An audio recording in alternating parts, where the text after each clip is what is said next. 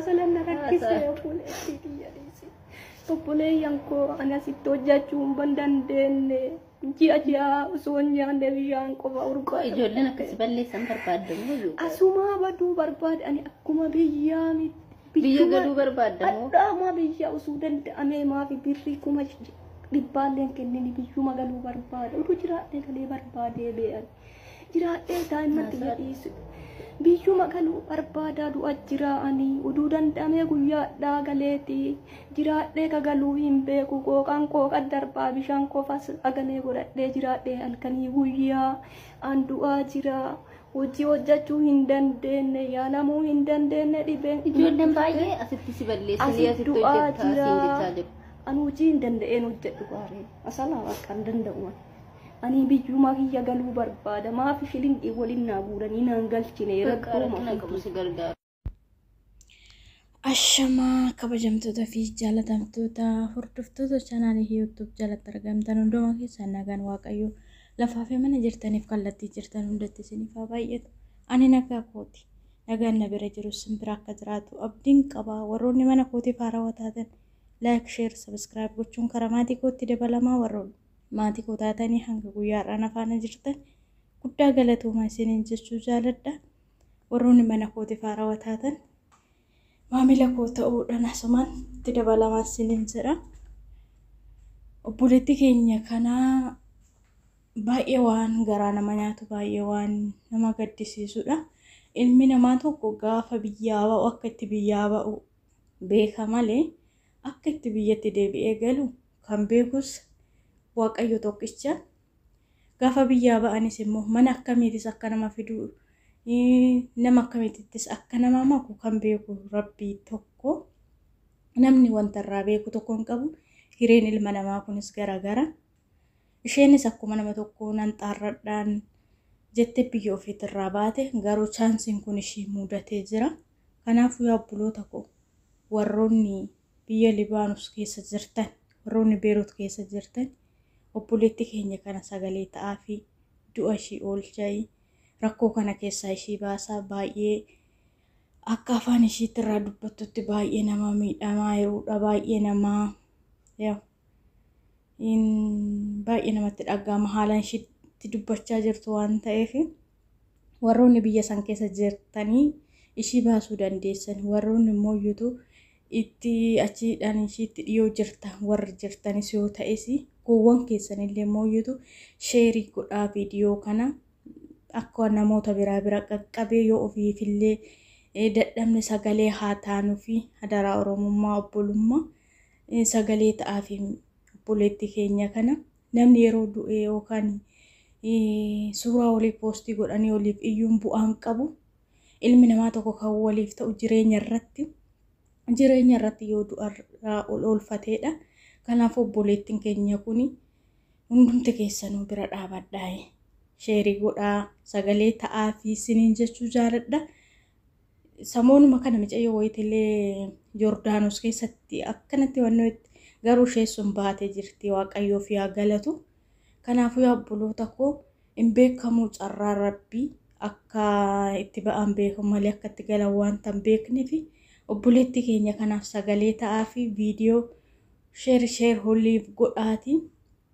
Wanta biraa miti achi ba'ee tooson biyya koo galee jetti baay'ee waan nama gaddisiisu.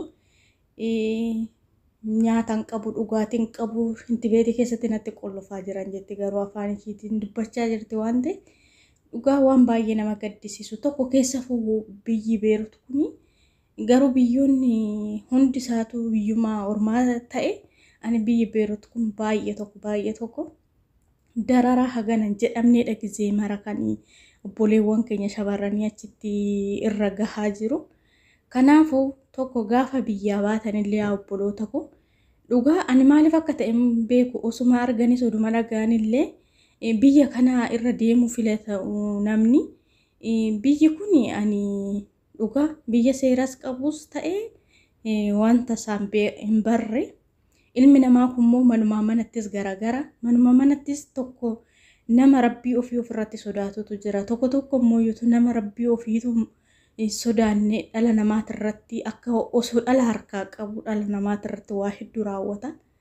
Kanaafuu warroonni jalqaba biyyarraa yeroo baatanii biyya kana osoo deemuu baatanii baay'ee natti tolaan gama kootiin biyyi kun maaliif yoo jettani lubbuu namaa akka lubbuu namaa dhugaa lubbuun wanta biraatu gatii qabdi dhala namaa dhiisati garuu biyyi hunduu biyyuma halagaa ta'e biyyuma ormaa ta'e yeroo baay'ee irra deddeebi'ame akka biyya san keessatti lubbuun ilmaan Oromoo ta'ee lubbuun nama biraas ta'ee biyya san keessatti akka baqataatti jiraatutti kan yeroo mara rakkoon irra gahu biyya san keessatti ispeeshaalii baay'ee baay'ata.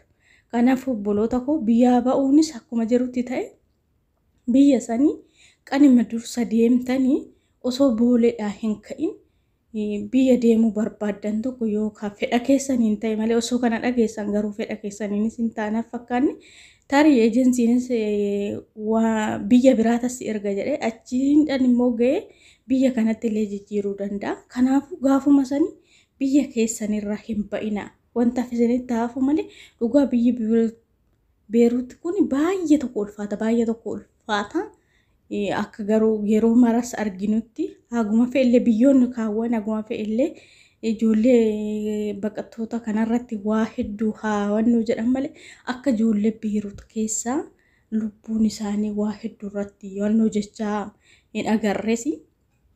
Kanaafuu obboloota koo bakka hundattuu kan nama eegusi kan wanta hunda jalas nama baasu kan mooyyutu wanta dhufe kamirraa illee nama eegu waaqayyo waan ta'eef waaqayyo iddoo jirtanitti sinaatissu inni wanta akkaaf akka malee sinirra haa qabu siniin jedha obboleetti keenya kana mooyyutu hadaraa keessan waan biraa hodhadhabda sagalee ta'aa fi viidiyoo namni gallakkise sheerii godhaati akka nama biraa qaqqabe wanta biraati miti lubbuu isheetiif maatii isheetiif haa galtu.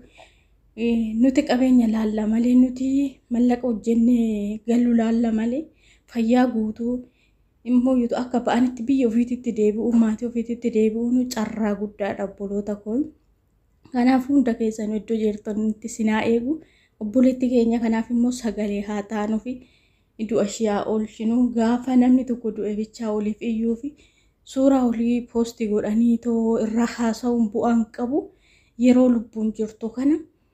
Yeroo mooyyutu naa birmadhaa'e du'a na oolfadha obboloota koo jettu kana obboleetti keenya kana yoo danda'ame yoo wanta biraatillee dadhabdan viidiyoo sheerii godhaati sagalee ta'aafi siniin jechuu jaaladha. Garuu warroonni biyya kana deemuudhaaf warra amma boodatillee taananii kanarraa waa hedduu barattu.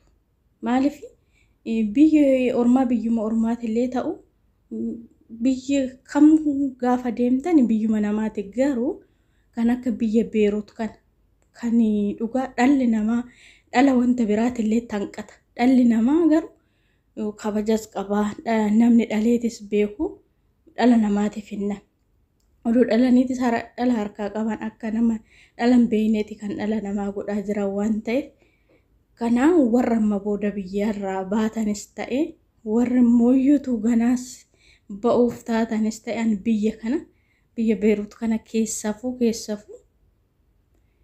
waa'ee biyya Beeruut akka yaanne siniin jechuu jaaladha. Obboleetti keenya kana mooyyuutu hundi keessanuu bira dhaabbadha. Sagaleenis ta'ee waan dandeessan warroon achi keessa jirtan yoo kan baasuu dandeessan illee ta'e hadaraa isinitti haa ta'u. Imimmaan ishii kana laala jecha ishii kana laala namni gaafa du'e biyyee holirraa saaqu. Gaafa du'e mooyyuutu namni tokko lubbuun isaa gaafa dabre waan barbaadde osoo goote osoo wantuma ta'ellee wanta namaaf hin taane osoo taate lubbuu nama tokko hin deebifta gabae gizee lubbuun jirutti mooyyuutu akkuma mataa jirutti shaashii yoo marataniidha kan namarraa bareedu shaashiin yoo garuu mataa sirran jiraanne mataan kee mataa ofirraa hin qabne ta'e mataa haddatti ta'e shaashillee hidhattu hin bareeddu. Kanaafuu namni tokko gaafa lubbuudhaan tare boo'urra gaafa lubbuun tare iyyuurra gizee shinarra na dhaqqabaa jettu kana gizee mooyyuutu lubbuun ishii jiru kana hundi keessanuu sagalee ta'aafi hundi keessanuyyuu bira dhaabbadhaa iyyaati iyya dabarsaa fi isinii jechuun jaaladha obboloota koo hunda keessanuu adaraa oromummaa adaraa obbolummaa obboleetti keenya kana bira dhaabadhaa sagalee ta'aa fi wanta biraatillee dadhabdan viidiyoo waa ishiitiif gallakkifame kamuu sheerii godhaafitu akka namoota miidiyaa biraa miidiyaa guddaa qabu yookaan immoo iyyuu nama ejensii achi keessatiin illee ta'u walwannoo jedhu bira akka ga'e micayyuu kana furmaanni tokko godhamu adaraa isiniin jechuu jaaladha. Inna hunduma keessan immoo iyyuu bakka jirtanitti Waaqayyo sinaa eegu Waaqayyo sinaa tiksu inni nagaadhaan biyya keessan irraa isin baase nagaan biyya keessanitti sinaa deebisu wanti biraa haa hafu qabeenyi biraa haa hafu fayyaa guutuu maatii ofiitirraa ba'anii fayyaa guutuu maatii ofiititti deebi'uun carroomudha. Meeqatamaadha kan biyya ba'ee as buuteen isaa dhabame meeqatama kan fayyaanis ta'e haala daraaraa garaagaraatiinis ta'e lubbuu ofiitis dhabe isheen kun haa ta'u lubbuudhaan jirti waan ta'eef dhaqqabaayii viidiyoo kana sheer godhaayi aga viidiyoo biraatti walitti deebinutti fayyaa nagaa ta'a horaa bulaatti deebi'a.